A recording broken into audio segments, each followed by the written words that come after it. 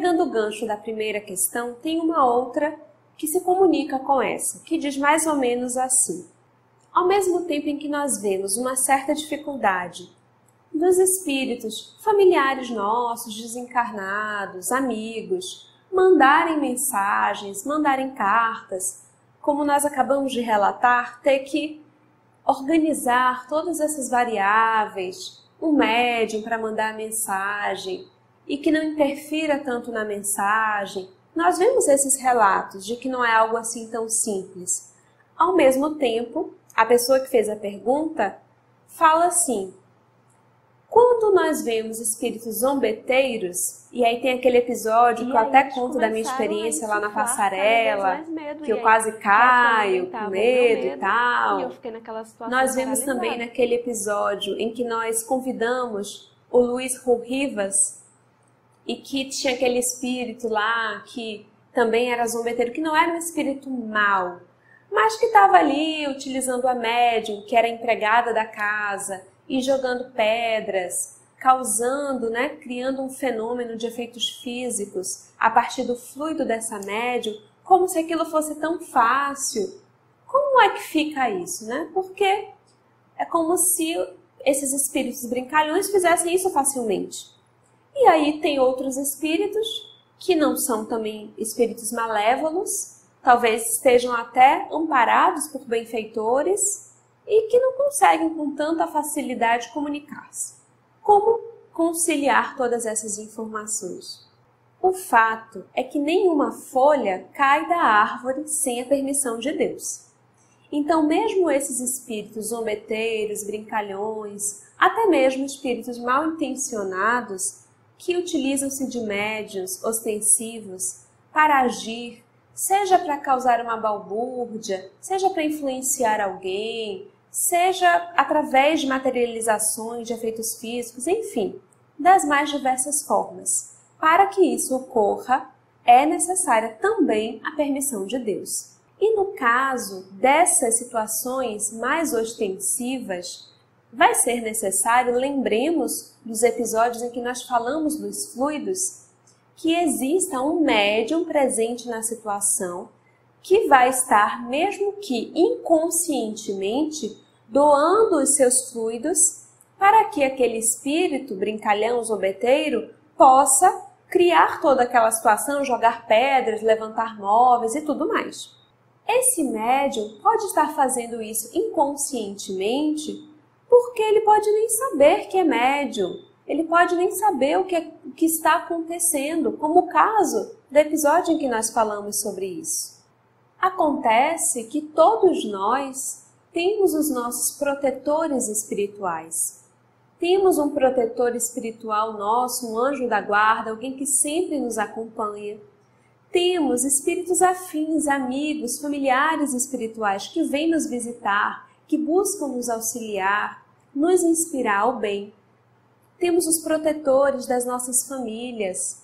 E à medida que nós buscamos sintonizar com o bem, com o belo, com o alto, independente da nossa religião, independentemente até mesmo de termos uma religião, mas se a nossa intenção de vida, se os nossos propósitos de vida são para o bem, são de auxílio ao próximo, de respeito, de tolerância, obviamente que nós nos cercaremos de espíritos afins, que têm esses mesmos propósitos. E nós repeliremos aqueles que têm propósitos diferentes. E esses benfeitores, amigos espirituais, com os quais estaremos sintonizados, vibrando na mesma frequência, nos auxiliarão a impedir esses acontecimentos desagradáveis, a impedir que sejamos instrumentos passivos do mal ou da zombaria. Um ponto importante também é que as ações no bem, e isso acontece no plano material e no plano espiritual, as ações no bem são planejadas. São observadas as variáveis da situação.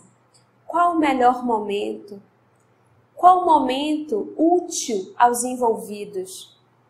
Qual o proveito, qual o objetivo daquilo que será realizado? Que não seja apenas para mera curiosidade, mas que tenha um objetivo real, um objetivo mais profundo. Mas o mal e a zombaria não. Pega quem está passando na rua, vê que está doando fluido inconscientemente, se aproveita daquele ali mesmo, tenta sintonizar com outro que está pensando besteira e aí mais facilmente consegue fazer barulho, consegue chamar a atenção. Enquanto o bem, muitas vezes silencioso, também está operando e nós não nos damos conta.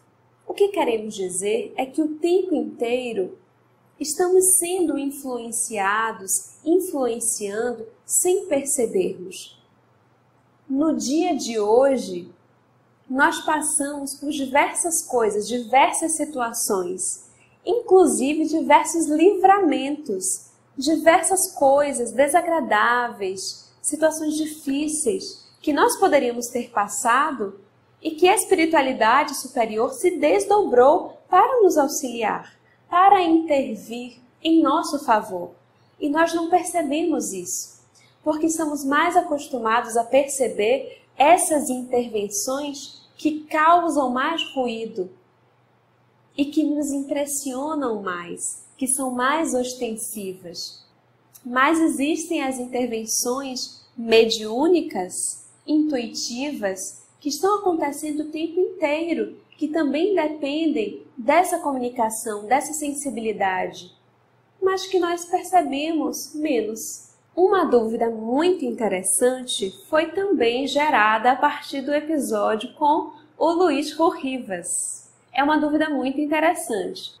Vou tentar expressar mais ou menos o que a pessoa relatou para mim nessa dúvida. Nós estamos acostumados a ouvir nas palestras, nos estudos, e existem inclusive textos, até mesmo textos de Kardec, na Revista Espírita, falando da importância do primeiro momento de propagação da doutrina espírita, que foi aquele momento em que os espíritos batedores, inclusive, chamaram a atenção para o fenômeno mediúnico, em que as reuniões de efeitos físicos, de materialização, as mesas girantes, vieram a conclamar as pessoas que olhassem para aquilo.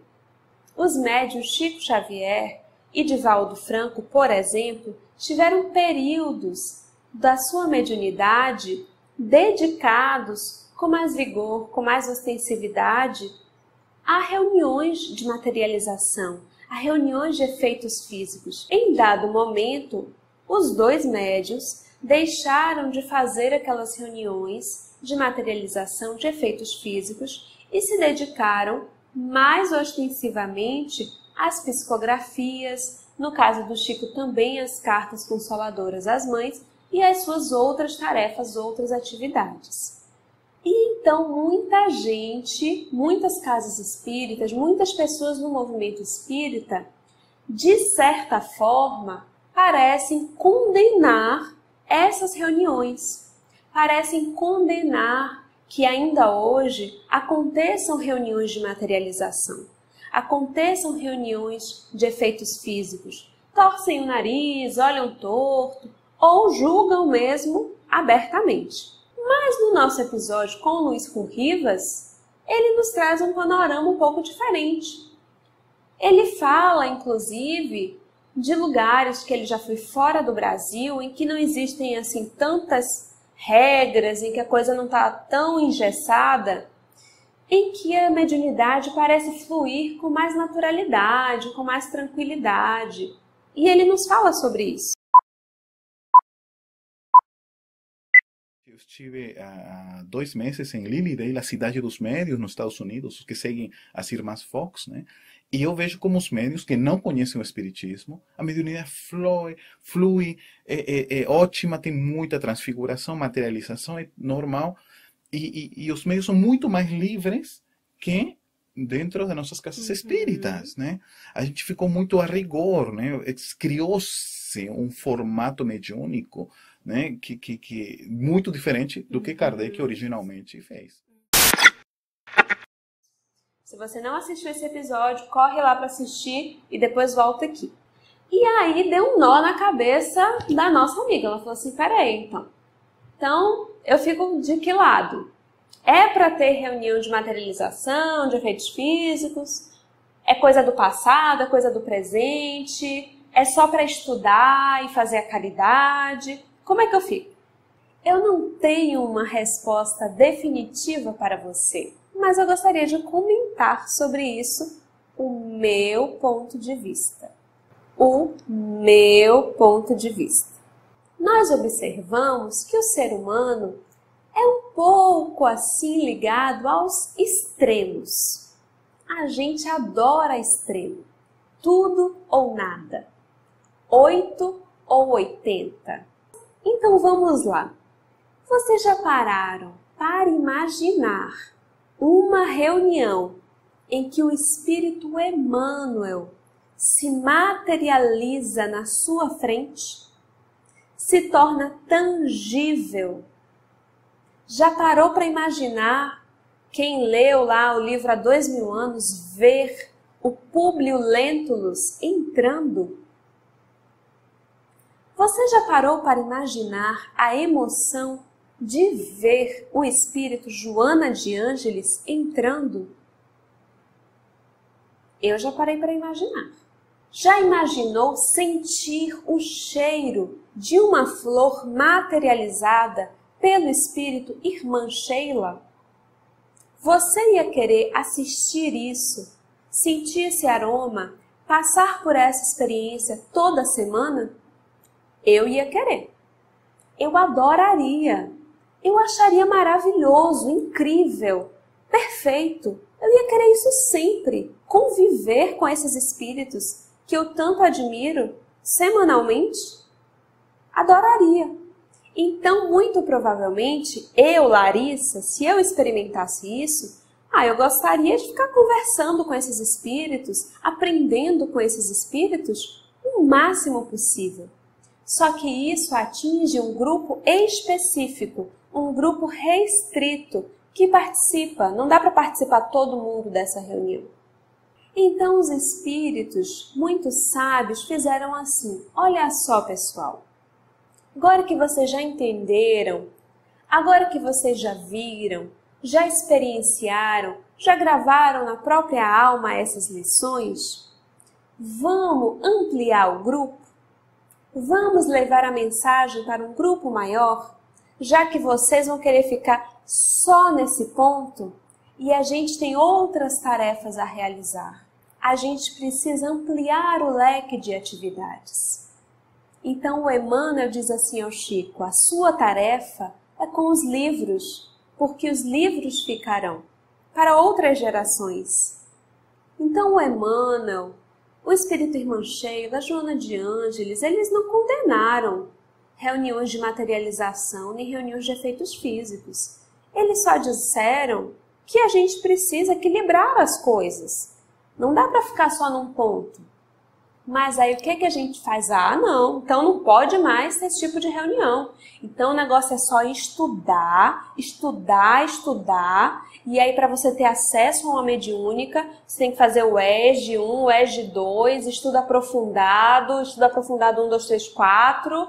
E aí depois, quem sabe, quando você tiver 80 anos e 50 anos na casa espírita, talvez, se eu colocar o seu nome numa lista e você for chamada, você vai participar de uma reunião mediúnica. Então, talvez e só talvez, sob o meu ponto de vista, do que eu tenho observado, a gente tenha ido para um outro extremo. E aí tem um monte de gente que frequenta a casa espírita há muito tempo, que é espírita há muito tempo, e que parece que considera a reunião mediúnica como uma coisa inatingível, inalcançável, e que você tem que correr uma maratona para, quem sabe, talvez um dia ter acesso.